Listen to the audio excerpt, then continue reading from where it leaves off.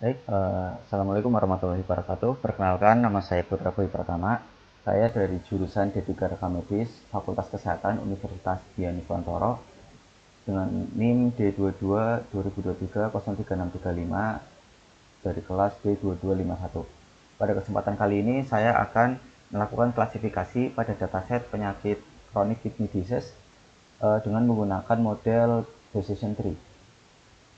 Langsung saja, yang pertama kita lakukan adalah kita harus mencari operator read CSV, yang dimana read CSV ini berfungsi untuk membaca data mentah file CSV yang akan kita masukkan. Langsung saja kita klik import configuration, lalu kita cari file yang akan kita masukkan.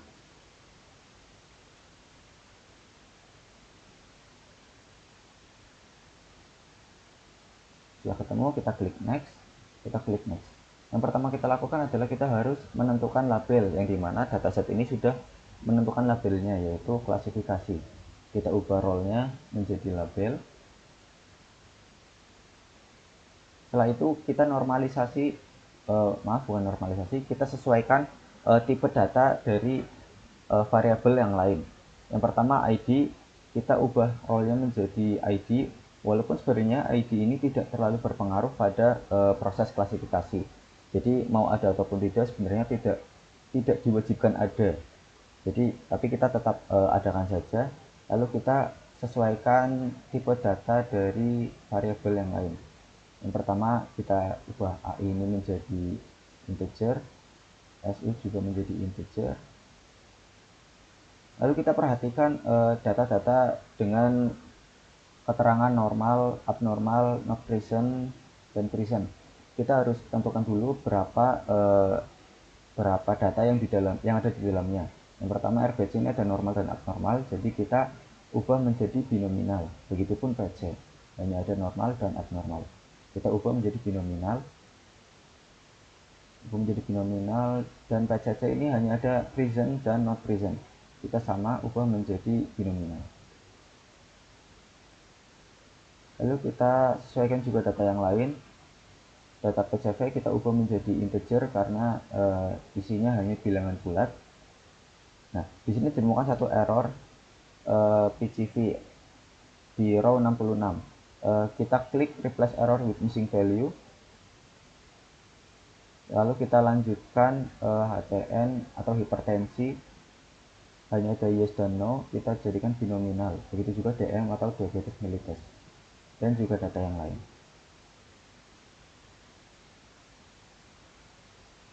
Ini hanya ada good dan poor.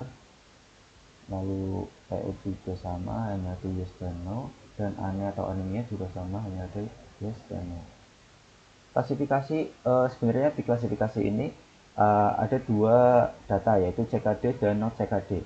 Tapi ketika kita mengubah data klasifikasi ini atau label ini menjadi binominal, ini data not CKD-nya tidak terbaca. Jadi kemungkinan ada data yang salah ketik yang mengakibatkan terbacanya di sistem itu lebih dari dua data. Jadi CKD dan data yang salah input lalu not CKD, sehingga kita tidak bisa menggunakan binominal, kita menggunakan polinominal.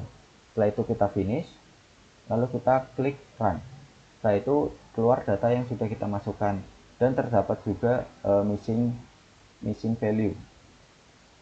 Kita harus mengganti misfile itu dengan menggunakan replace missing value.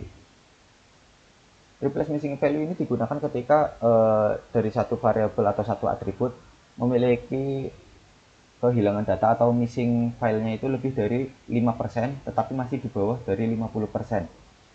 Sehingga kita harus tentukan dulu data-data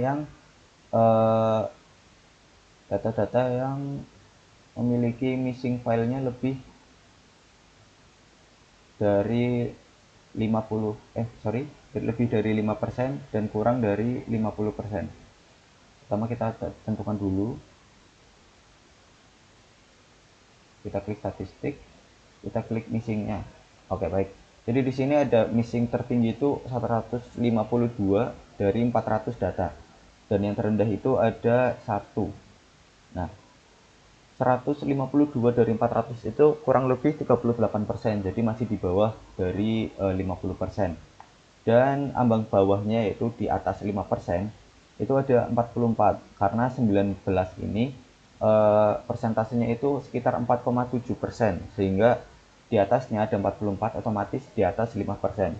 Jadi kita normalisasi dari BGR, AL, SG, SU, HEMO, hingga RBC. Kita harus ingat-ingat namanya, karena ketika nanti kita akan melakukan replace missing value, variabelnya itu tidak urut seperti ini. Jadi ini kan berurut berdasarkan misfile yang tertinggi sampai terendah. Nah, jadi kita harus hafalkan atau mungkin bisa dicatat nama-nama variabelnya. Langsung saja kita lakukan replace missing value. Kita masukkan operator replace missing value, dan pada parameter atribut filter type-nya kita ganti menjadi subset. Lalu kita select atribut dan kita masukkan variabel atau atribut yang akan kita lakukan replace.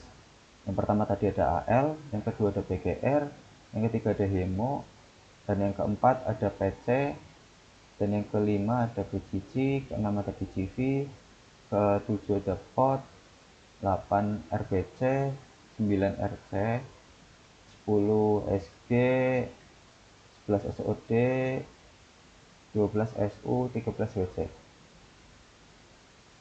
Oh, sepertinya ada kelebihan satu, yaitu di PCC. PCC tidak masuk data yang tertinggi. Jadi masih di bawah 5%. Langsung saja kita pindahkan menjadi di sebelah kanan. Lalu kita klik apply. Kita klik result dan kita run. Jangan lupa kita run. Nah, setelah kita run kita cek. Nah, sudah berubah. Jadi yang tertinggi itu ada 19, yang dimana itu masih di bawah dari 5%.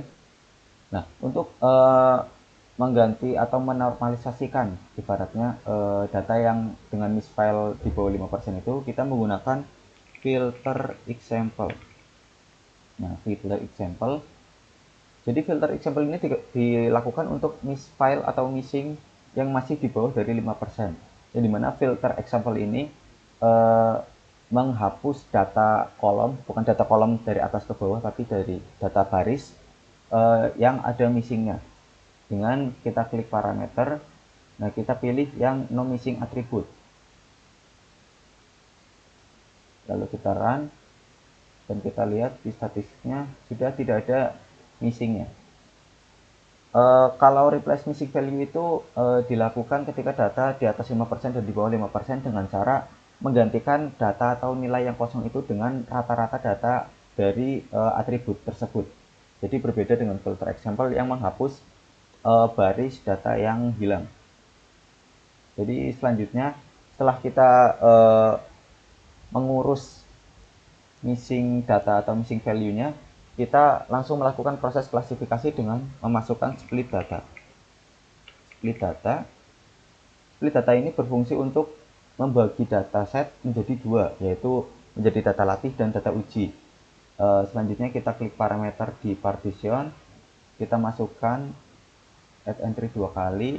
Yang di atas itu kita masukkan 0,7 untuk data latih dan 0,3 untuk data uji. Jadi split data ini membagi dua dataset, satu dataset menjadi dua bagian, yaitu data uji dan data latih, yang dimana data latihnya itu sekitar 70%, sedangkan data ujinya 30%. Seperti yang tadi sudah disesuaikan 0,7 dan 0,3. Kita klik OK. Setelah itu kita mencari decision tree.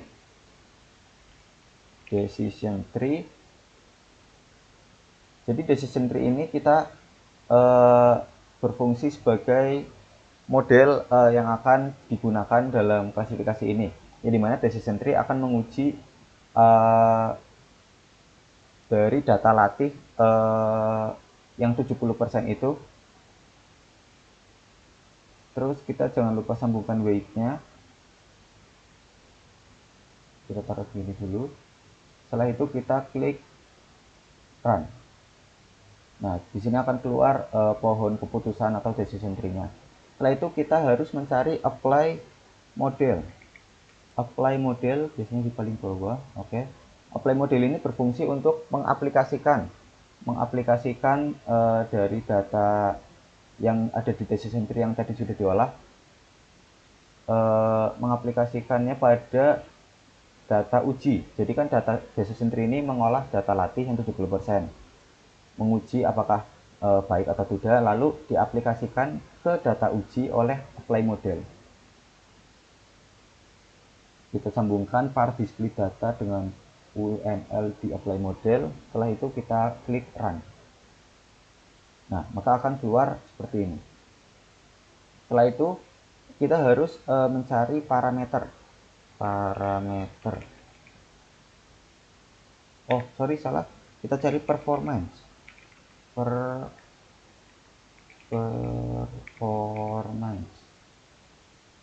Nah, performance kita pilih yang classification karena data kita tadi polinominal bukan binominal. Tapi kalau teman-teman menggunakan data binominal, maka klik performance yang binominal classification. Kita pilih yang classification, lalu kita sambungkan dengan apply model. Setelah itu kita klik run. Jadi performance factor ini untuk menampilkan hasil dari model yang sudah diterapkan dengan mengeluarkan atau menampilkan tingkat akurasi. Diketahui di sini tingkat akurasi sebesar 93,4%. Jadi bisa dikatakan klasifikasi dataset chronic kidney disease dengan menggunakan model decision tree ini bisa menampilkan hasil yang bagus karena tingkat akurasi yang dikeluarkan yaitu 93,4%, yaitu sudah sangat tinggi. Mungkin sekian yang bisa saya tampilkan atau saya praktekkan pada kali ini. Kurang lebihnya mohon maaf. Akhir kata, wassalamualaikum warahmatullahi wabarakatuh.